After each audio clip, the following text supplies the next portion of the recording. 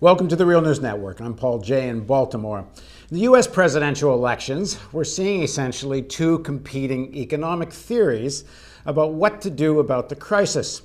From Romney and his cohorts, we hear austerity measures, tax breaks, and such. On the other side, from President Obama, a little bit about stimulus, but in reality, it's really about the Fed, quantitative easing, and introducing measures of such sort that are supposed to give liquidity and somehow lead to jobs. Well, will either of these scenarios actually be effective? Now, joining us to talk about that and the U.S. presidential elections, sitting on our right is Sam Gindin. Sam is the former assistant to the president of the Canadian Auto Workers. He's also the co-author of the book, The Making of Global Capitalism, The Political Economy of American Empire. And on our left, and I don't know whether I should crack a joke about being left of Sam, because they probably both should be sitting on the left if I'm going to crack that joke, is Professor Leo Panitch. He's the Canadian Research Chair in Comparative Political Economy. He's a distinguished research professor of political science at York University. And he's also the co-author of the book, The Making of Global Capitalism. Thanks, gentlemen, for joining us. Hi, Paul. Hi, Paul. So, Leo, kick us off. You have this debate about, apparently these are the only two possible solutions to the crisis, at least in terms of mainstream political debate in the United States. What do you make of these two paths? Well, they look like great alternatives, but they're not nearly as extensive as you might think. There's no doubt that the Republican economic strategy, which is largely cut the taxes on the rich and they'll invest, is particularly brainless in this context. The corporations are sitting on piles of cash. The Fed has dropped helicopters of money on the banking system. The problem is effective demand, not the need for further incentives to capital to invest. That's simply an expression, one of ideology in relation to free markets and against government, and on the other hand, ideology in relation to always giving capital its head. The Democrats have been partly hamstrung in terms of fiscal stimulus by the Republican majority in Congress, but they themselves are way more responsible always than the Republicans about balancing the budget. And the line they give on the need to balance the budget is that there might be a run on the dollar if they don't. In fact, that's not realistic. That's not about to happen. On the contrary, there's no concern about the value of the American dollar. Money is pouring in despite the fact that what you get on Treasury bills is actually less by way of interest than the rate of inflation. The main policy has been, as you said, one of relying on the Fed to engage in a very loose monetary policy in what is called quantitative easing. They're able to do that because they're not worried about inflation. The reason they're not worried about inflation is that they've broken the backs of trade unionism for the last 30 years. The main lesson to be learned from this is that neither quantitative easing nor tax cuts are actually going to take us out of this long stagnation that we've been in for the last 5 years since the crisis began and is continuing. It's going to entail massive government spending, massive public employment, direct public employment. Of course, it ought to be done on meeting people's social needs, on basic infrastructure, etc. But neither party is putting that forward. Before we get into what that might look like, Sam, first of all, you've been amongst workers and you've been working. You worked for a union for many years in Canada, but I think my question, you'll find some of this in Canada as well. Much of the American working class, especially in the rural and outside the big cities, but even to some extent in the bigger cities, they seem to be willing or able to support some of the Republican economic policies. How do you explain that? Because it seems on the face of it, these can't be good for them.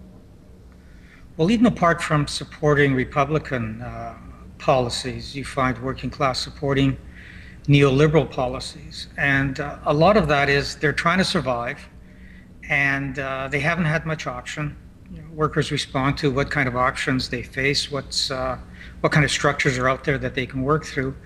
And in trying to survive, workers have ended up finding individual solutions, looking for a tax cut that makes up for no wage increase, hoping the stock market goes up because that'll improve their pensions, hoping their housing prices will rise because maybe that'll help them with their retirement.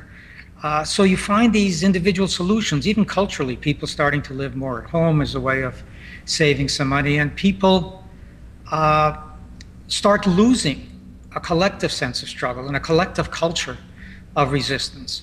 And when they just look at, well, what are the realistic options that I have in the short term? You try to survive in the short term. You do things that actually end up reinforcing neoliberalism. And I think that's been a problem not just in the United States, but and not just in rural areas, but throughout the States, in Canada, and in Europe as well. Leo, if you go back to the various alternatives President Obama had when he came into office, and it was such a apocalyptic moment, certainly that's the way it was described by his administration and by the media, it opened up, you would think, some other kinds of choices. But he was completely wedded that any stimulus money would have to either go, to fill a bit of a hole in states and municipalities. Otherwise, he wanted to accomplish everything through the private sector. And the idea of what you're talking about is a big public works program with a massive amount of government spending was never on the table for the Democratic Party. On the other hand, the other measures clearly haven't been effective. So what do you make out of what their interest is here? Well, initially, although I think even the Bush administration would have done it, they coordinated, of course, a massive stimulus on the part of the G20 states in 2009, when they really thought the whole global economy was collapsing around their ears. And that was coordinated with Europe, with China, with Japan, etc. And it was probably the biggest peacetime stimulus in American history. As I say, I'm not sure that even the Bush administration wouldn't have done it, although they probably would have put more emphasis on indirect measures. And as you say very rightly, the main effect of that was to offset the amount of deficits, layoffs, cutbacks that the states were doing, or to give them subsidies so they wouldn't do that kind of thing. Not all of it was indirect. There was some attempt to do things like build the railway in California so that it wouldn't take 26 hours to go from LA to Portland by train. But they didn't get very far with that. And almost all of it was either state or municipal subsidies or indirect expenditure. And that reflected the nature of what the Democratic Party especially had become in the 80s and 90s. It was a party which, like the Labour Party in Britain with the Third Way, was trying to cut a deal always with this very dynamic global capitalism, and especially with Wall Street. And you could see, in terms of who Obama appointed, he appointed the same guys who had been in Clinton's Treasury and who were the handmaidens of the globalized financial capitalism of the 80s and 90s. The most left-wing financial advisor he appointed was Paul Volcker. And Paul Volcker had been responsible for breaking the backs of the unions in the early 1980s. So, that was the nature of the administration. And you see it continuing today insofar as the mayor of Chicago, who after all was Rahm Emanuel, who was Obama's right-hand man, is squaring off against the teachers in Chicago, determined to break the teachers' union. I think he's now finding he's in an unfortunate situation, but you can see the extent to which who we elected for all of the rhetoric, or who got elected for all of the rhetoric, was really not breaking with the policy of the Democrats Right. through the 80s and 90s. Right. Just to reinforce what Leo was saying, where the Obama administration was successful at the beginning, and the Fed and the Treasury were successful, was really in saving the financial system. That was the first goal, to prevent a total collapse of the financial system. And then you get into the harder question of, now how do you really get the economy going? And that's where the relationship to Wall Street and to the banks becomes so important, because the limit on stimulating the economy is that if you're trying to maintain the confidence of the banks are sitting there worried about any kind of stimulus as maybe leading to inflation and therefore devaluating their assets. So the banks are insisting that in terms of defending the confidence of the banks so that they might lend, you actually have to have austerity. And that's the contradiction that they're living through. Yeah, because any measures like you're just proposing, which a massive government expenditure, public works program, which would really reduce unemployment, would probably be a pressure for higher wages. And it seems to me that any solution that might lead to higher wages is simply off the table, even if it means high unemployment. And in fact, Exactly. And the reason that public sector workers now are being broken and are being targeted is precisely because, insofar as they hold on to their level of wages, their benefits, this is a bad example for the private sector. And they're determined, having broken the unions in the private sector, they're finally going to break the unions in the public sector. Now, as I say, this is much worse in the case, obviously, of the Republicans, and it's not as if there isn't any distinction to be made. There is a distinction to be made, and much greater popular pressures, union pressures, labor pressures, etc., can be exerted on the Democrats. That said, their main orientation, as Sam says, has been one in which they are beholden to the confidence of financial markets. Sam, talk a bit about the trade union leadership in the United States especially.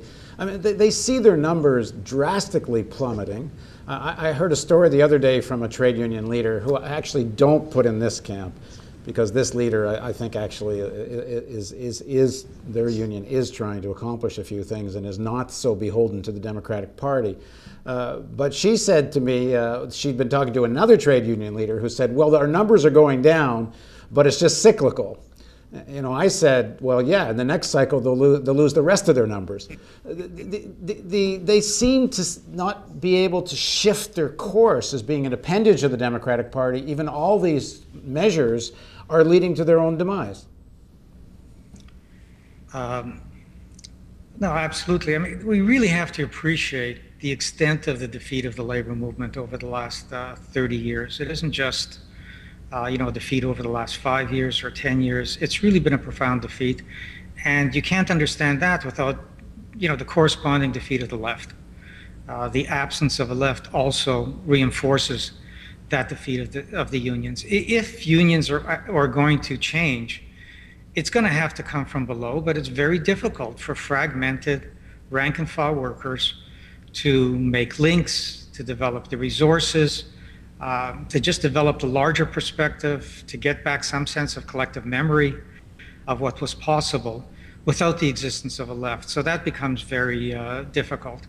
And I think that for the leaders themselves, they keep hoping that if you just change the administration, if you just get out of this recession, things can kind of return to normal, and it just isn't going to happen. I mean, the key thing for unions to understand is how much and how profoundly things have really changed. And one of the dilemmas here is that unions themselves are sectional organizations. They represent specific groups of workers, not the class. And at one moment in history, in the 50s, early 60s, you could fight on your own, make some gains, and some of them would spread to other workers. That's over today. If you don't start thinking about how you actually take this on in a class way, and in the public sector, actually be serious about the fact that you're actually confronting the state. What does that mean? You just can't do this one by one. If that doesn't get on the agenda, what you said earlier is going to happen. Unions have nowhere to go but down. All right, we're going to do another part 2 of this interview, where we're going to continue the discussion and talk a little bit more about if, in fact, there was a government that wanted to actually deal with unemployment in the most effective way, what would that look like? And perhaps some other policy measures too. So please join us for part 2 of our interview with Leo Panich and Sam Gindin on the Real News Network.